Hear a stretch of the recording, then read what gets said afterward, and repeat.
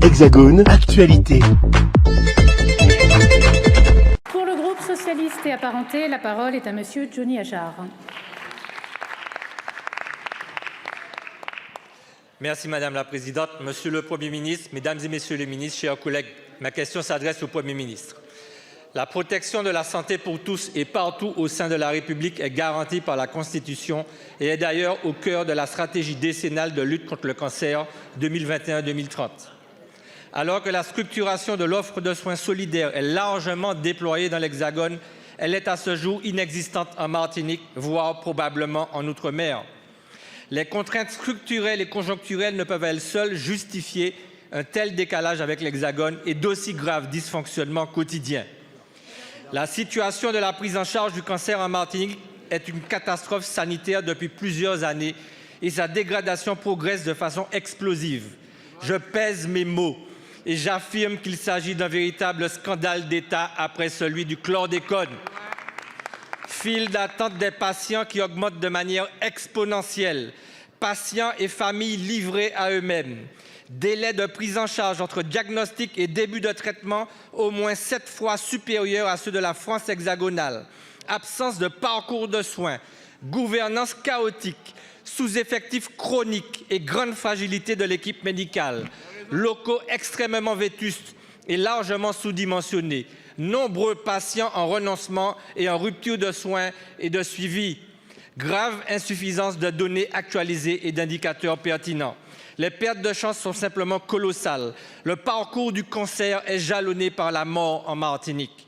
Malgré mes alertes régulières à tous les niveaux depuis un an, malgré l'urgence et l'ampleur de ce drame, la prise de conscience par l'État est timide. La situation des malades, des familles et les conditions de travail du personnel continuent de se dégrader et aucune solution opérationnelle, même d'urgence, n'est effective. Les patients meurent chaque jour dans le silence assourdissant de l'État et le découragement exacerbé des familles terrorisées par ces graves défaillances à l'origine de ce drame humain. Monsieur le ministre, que comptez-vous faire pour pallier dans l'urgence et sur le fond cette grave rupture d'égalité et ce scandale sanitaire qui se poursuit? Je vous remercie. La parole est à monsieur Frédéric Valletoux, ministre délégué chargé de la Santé et de la Prévention. Oui, Madame la Présidente, merci. Mesdames et Messieurs les députés, Monsieur le député Achard.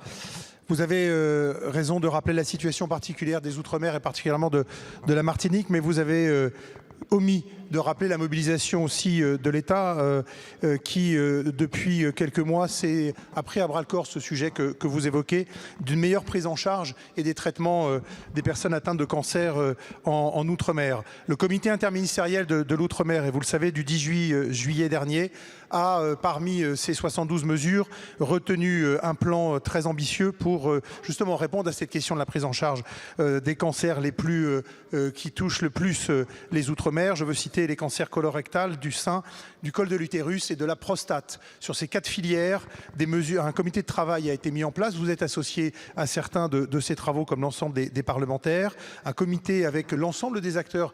Les comités se réunissent depuis le mois de décembre. 4 ont déjà eu lieu. Un prochain sera organisé sous la double présidence de Marie Evenou et de moi-même, de manière à ce qu'effectivement les objectifs qui ont été fixés par l'État, c'est-à-dire l'amélioration de la capacité à dépister, les travaux sur la prévention et améliorer les questions de prévention, la question des délais de prise en charge de manière à ce qu'ils soient réduits et la refonte des parcours de soins qui nécessite évidemment qu'on fasse travailler ensemble l'ensemble des acteurs, eh bien, sur ces 4 axes, des réponses précises commencent à être élaborées et permettront de répondre aux attentes des habitants qui sont tout à fait légitimes et à la question précise de celle de la prise en charge de ces cancers dans les Outre-mer. Donc le gouvernement est tout à fait conscient de cette question. L'ensemble des soignants, l'ensemble des structures. Parfois, vous savez que les structures ont des statuts juridiques différents qui ne facilitent pas toujours les coopérations, mais nous y travaillons, permettra d'avoir une réponse adaptée aux besoins des habitants d'Outre-mer et particulièrement de Martinique, puisque nous traitons l'ensemble des Outre-mer de la même manière sur ces sujets-là. O News Radio sur outremernews.fr.